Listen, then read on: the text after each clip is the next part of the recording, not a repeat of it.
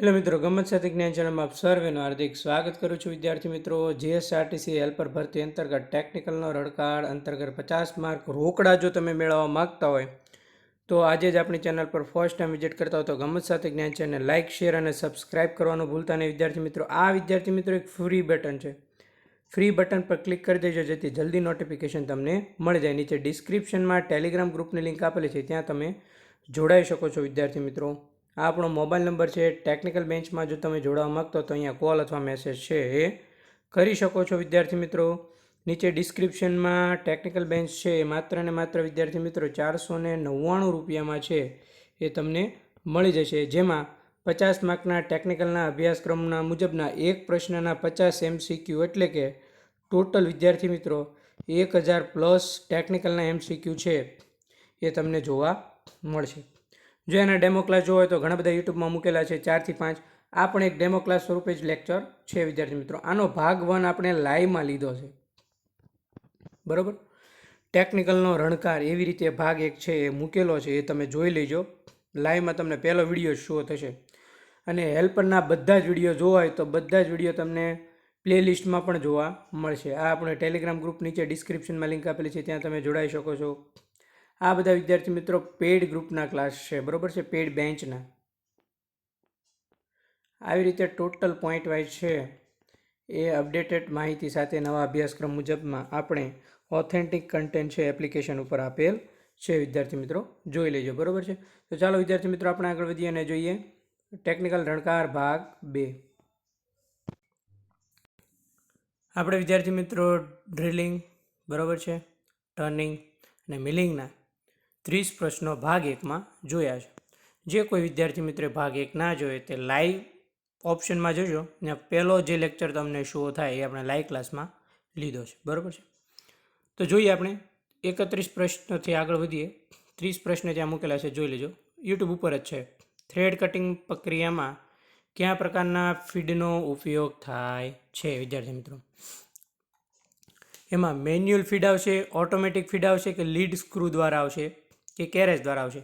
તો આમાં વિદ્યાર્થી મિત્રો તમારો રાઈટ આન્સર આવશે લીડ સ્ક્રૂ દ્વારા. થ્રેડ કટિંગ પ્રક્રિયામાં લીડ સ્ક્રૂ ફીડનો ઉપયોગ થાય છે.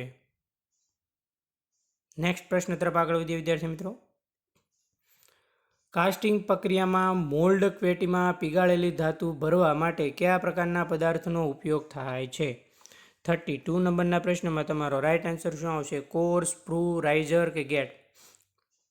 જે કાસ્ટિંગની પ્રક્રિયા હોય, બરાબર છે, એમાં જે મોલ્ડ પેટી હોય એમાં પીગળેલી ધાતુ ભરવા માટે વિદ્યાર્થી મિત્રો સ્પ્રૂનો ઉપયોગ થાય છે. કોનો ઉપયોગ થાય છે વિદ્યાર્થી મિત્રો? સ્પ્રૂ. ડન. એમાં કોર નહીં આવે, રાઇઝર પણ નહીં આવે ને ગેટ પણ નહીં આવે. નેક્સ્ટ પ્રશ્ન તરફ આગળ વધીએ વિદ્યાર્થી મિત્રો.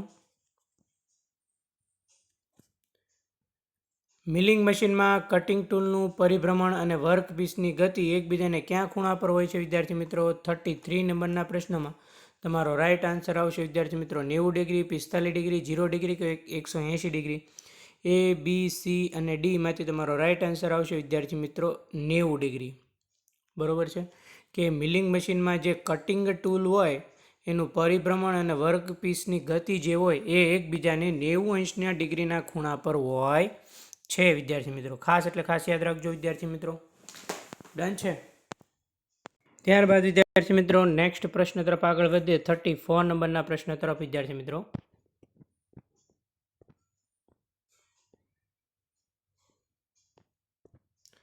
કઈ પ્રક્રિયાનો ઉપયોગ નળાકાર સપાટીને સીધી બનાવવા માટે થાય છે?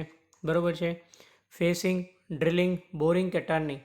તો વિદ્યાર્થી મિત્રો અહીંયા તમારો રાઈટ આન્સર આવશે ટર્નિંગ, બરાબર. શું આવશે વિદ્યાર્થી મિત્રો? ટર્નિંગ છે એ ટર્નિંગ પ્રક્રિયાનો ઉપયોગ છે એ નળાકાર સપાટીને સીધી બનાવવા માટે થાય છે. એમાં નહીં ફેસિંગ આવે, ડ્રિલિંગ પણ નહીં આવે અને બોરિંગ પણ નહીં આવે. નેક્સ્ટ ટેકનિકલ પ્રશ્ન તરફ આગળ વધીએ વિદ્યાર્થી મિત્રો. તો ડ્રિલિંગ મશીન પર ચોક્કસ ડેપ્થ સુધી જે છિદ્ર બનાવવામાં આવે છે એના માટે કયા પ્રકારના ભાગનો નીચેના પૈકી ઉપયોગ થાય છે વિદ્યાર્થી મિત્રો? તો એમાં વિદ્યાર્થી મિત્રો તમારો રાઈટ આન્સર આવશે ડેપ્થ સ્ટોપ. શું આવશે? Depth stop.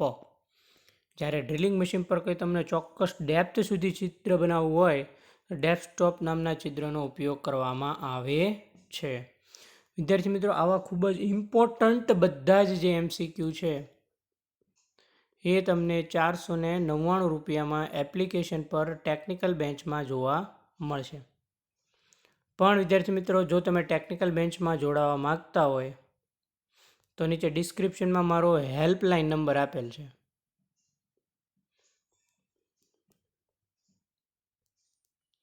બરોબર છે, એના ઉપર પહેલાં એકવાર અવશ્ય કોલ કરજો, પછી બેન્ચમાં જોડાઈજો. બરોબર છે, પહેલાં તમે મને કોલ અથવા મેસેજ કરજો, પછી છે ટોટલ બેન્ચ વિશે હું તમને ટોટલ માહિતી આપી દઈશ, પછી તમે છે બેન્ચમાં જોડાઈ શકો છો વિદ્યાર્થી મિત્રો. ચલો નેક્સ્ટ પ્રશ્ન તરફ આગળ વધીએ. 36 બોરિંગ પ્રક્રિયાનો હેતુ નીચેના પૈકી કયો કહી શકાય છે વિદ્યાર્થી મિત્રો? તો કે પહેલાંથી જે બનાવેલું છિદ્ર હોય એને મોટું કરવા માટે બોરિંગ પ્રક્રિયાનો મહત્ત્વનો હેતુ રહેલો છે. ડન. ખાસ એટલે ખાસ યાદ રાખજો, પહેલાંથી બનાવેલા છિદ્રને મોટું કરવા માટે બોરિંગ પ્રક્રિયાનો ઉપયોગ થાય છે. નેક્સ્ટ પ્રશ્ન તરફ આગળ વધીએ વિદ્યાર્થી મિત્રો. લેથ મશીન પર ટેપર ટર્નિંગ માટે કયા ભાગનો ઉપયોગ થાય છે વિદ્યાર્થી મિત્રો? 37 નંબરના પ્રશ્નમાં તમારો રાઇટ આન્સર શું આવશે? કે જે લેથ મશીન પર ટેપર ટર્નિંગ માટેના ઉપયોગમાં લેવામાં આવતો ભાગ નીચેના પૈકી કયું છે વિદ્યાર્થી મિત્રો? તો એમાં વિદ્યાર્થી મિત્રો તમારો રાઇટ આન્સર આવશે ટેલ સ્ટોક નહીં આવે, ટેલ સ્ટોક ઓફસેટ આવશે ને કમ્પાઉન્ડ સ્લાઇડ આવશે. એટલે તમારો રાઇટ આન્સર આવશે ડી. શું આવશે? ડી. બરોબર છે. લેથ મશીન પર ટેપર ટર્નિંગ માટે છે એ ટેલ સ્ટોક ઓફસેટ આવે, ખાલી ટેલ સ્ટોક નહીં આવે, અને કમ્પાઉન્ડ સ્લાઇડ છે એ બંનેનો ઉપયોગ થાય છે. એટલે તમારો રાઇટ આન્સર આવશે બી અને સી. ડન. નેક્સ્ટ પ્રશ્ન તરફ આગળ વધીએ વિદ્યાર્થી મિત્રો. કયા મશીનમાં ટૂલ રેસિપ્રોકેટિંગ મોશનમાં ફરે છે? નીચેના પૈકી એવું કયું મશીન છે જેમાં ટૂલ રેસિપ્રોકેટિંગ મોશનમાં ફરે છે? Lathe machine, milling machine, shaper machine કે ડ્રિલિંગ મશીન? 38મા નંબરના પ્રશ્નમાં તમારો રાઇટ આન્સર આવશે વિદ્યાર્થી મિત્રો શેપર મશીન. શું આવશે વિદ્યાર્થી મિત્રો? શેપર મશીન છે એ મશીનમાં ટૂલ છે એ રેસિપ્રોકેટિંગ મોશનમાં ફરે છે.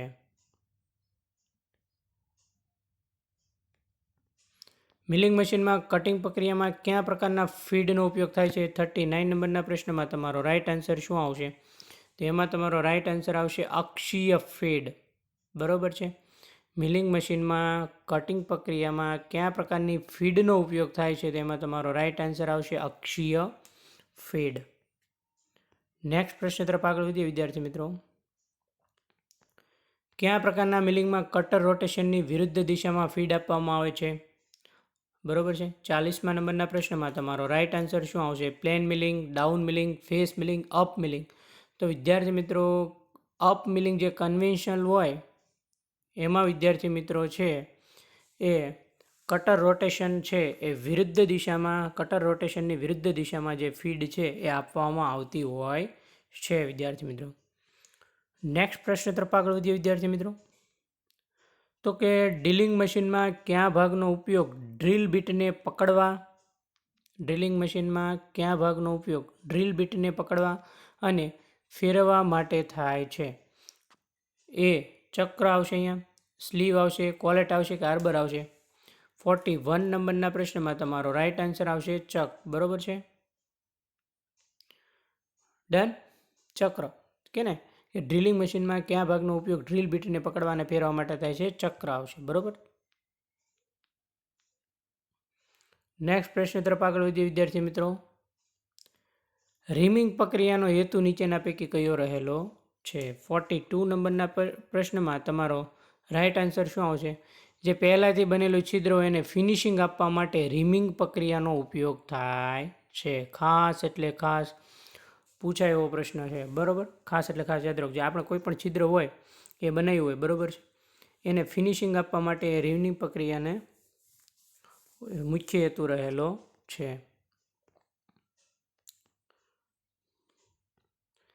43 લેથ મશીન પર લીડ સ્ક્રૂનો ઉપયોગ કઈ પ્રક્રિયા માટે થાય છે? 43 નંબરના પ્રશ્નમાં તમારો રાઇટ આન્સર શું આવશે?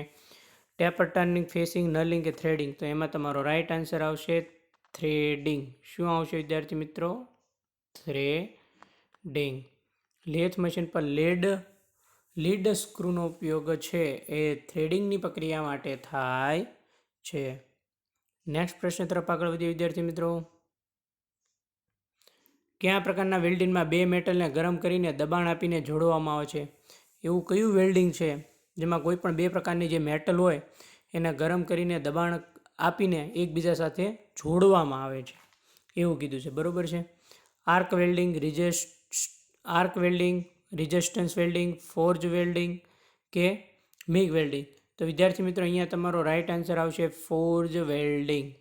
તો વિદ્યાર્થી મિત્રો ફોર્જ વેલ્ડિંગની અંદર જે બે પ્રકારના મેટલ હોય એ મેટલને ગરમ કરીને છે એકબીજા સાથે છે એ જોડવામાં આવે છે. બંનેને સૌપ્રથમ ગરમ કરવામાં આવે છે અને એકબીજા સાથે દબાણ આપીને ફોર્જ વેલ્ડિંગથી એકબીજાને જોડવામાં આવે છે.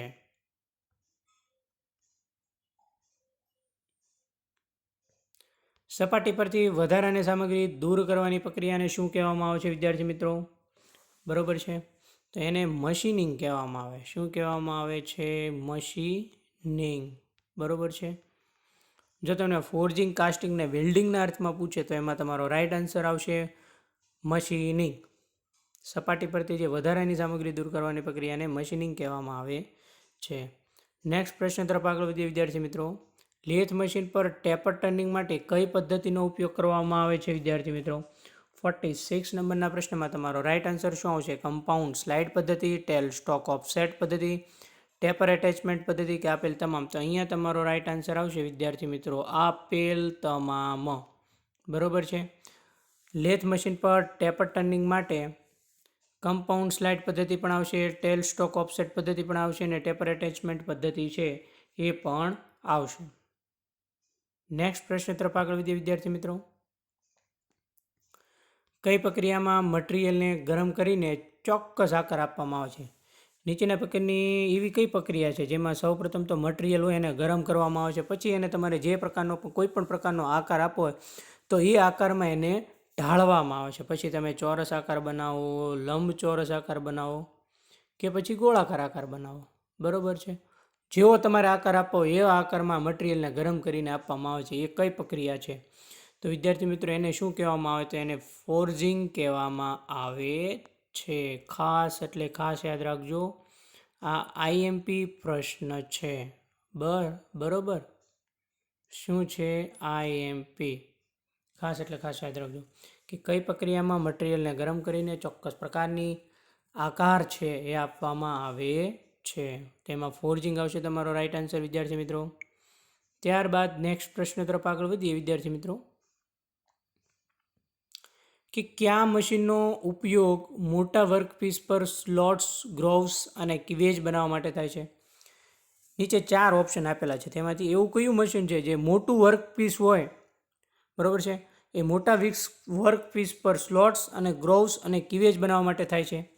48 નંબરના પ્રશ્નમાં તમારો રાઈટ આન્સર શું આવશે વિદ્યાર્થી મિત્રો? Lathe machine, planer machine, milling machine કે બોરિંગ મશીન? બરોબર છે. તો આમાં વિદ્યાર્થી મિત્રો તમારો રાઈટ આન્સર આવશે planer machine.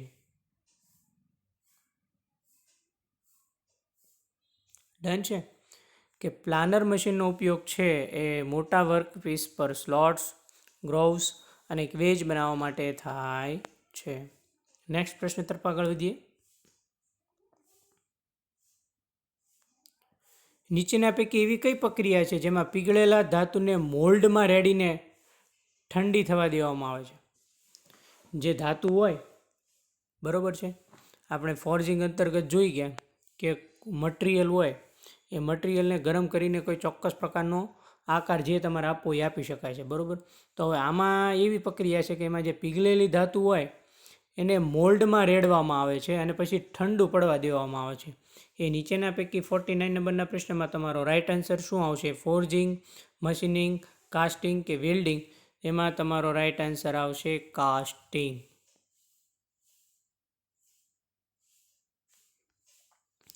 She is a perfectly right answer. Done. Next પ્રશ્ન તરફ આગળ વધીએ. ડ્રિલિંગ પ્રક્રિયામાં ડ્રીલ બીટના રોટેશનની ગતિને શું કહેવામાં આવે છે? ડ્રીલ પ્રક્રિયામાં ડ્રીલ બીટના રોટેશનની ગતિને શું કહેવામાં આવે છે? ચાલો, આ પ્રશ્નનો આન્સર છે એ બધા વિદ્યાર્થીઓએ કોમેન્ટમાં જણાવવાનો છે. બરાબર, આપણે એક ક્લાસમાં એક પ્રશ્ન આપણે રાખીએ છીએ જે તમારે કોમેન્ટમાં જણાવવાનો છે. બધા ક્લાસમાં એક પ્રશ્નનો હું જવાબ આપતો નથી. તમે લોકો કેટલી તૈયારી કરો છો એ જાણવા માટે જે કોઈ પણ વિદ્યાર્થીની કોમેન્ટ સાચી હશે એ આપણે કોમેન્ટ પિન કરી દઈશું. ડન છે વિદ્યાર્થી મિત્રો? તો આ બધા જ પ્રશ્નોના જવાબ છે, આ બધા જ ટેકનિકલ પ્રશ્નો છે. વિદ્યાર્થી મિત્રો, આવું ઓથેન્ટિક કન્ટેન્ટ જો તમે માત્ર ને માત્ર 499 રૂપિયામાં જો બેન્ચમાં જોડાવા માગતા હોય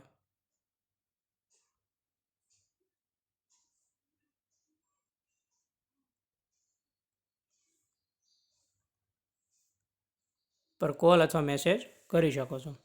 થેન્ક યુ મિત્રો. મળીએ નેક્સ્ટ લેક્ચરમાં નવા કન્ટેન્ટ અને નવી વાત સાથે. થેન્ક યુ મિત્રો. આશા રાખું છું ક્લાસ સારો લાગ્યો હશે. ક્લાસ સારો લાગ્યો હોય તો લેક્ચરને લાઇક, શેર અને સબસ્ક્રાઈબ કરવાનું ભૂલતા નહીં. તમારા સાથી મિત્રોના ગ્રુપમાં જરૂરથી લિંક શેર કરી દેજો જેથી વધુમાં વધુ વિદ્યાર્થીઓ આપણી સાથે જોડાય. બેલ બટન પર ક્લિક કરી દેજો જેથી જલ્દી નોટિફિકેશન તમને મળી રહે. થેન્ક યુ મિત્રો. મળીએ.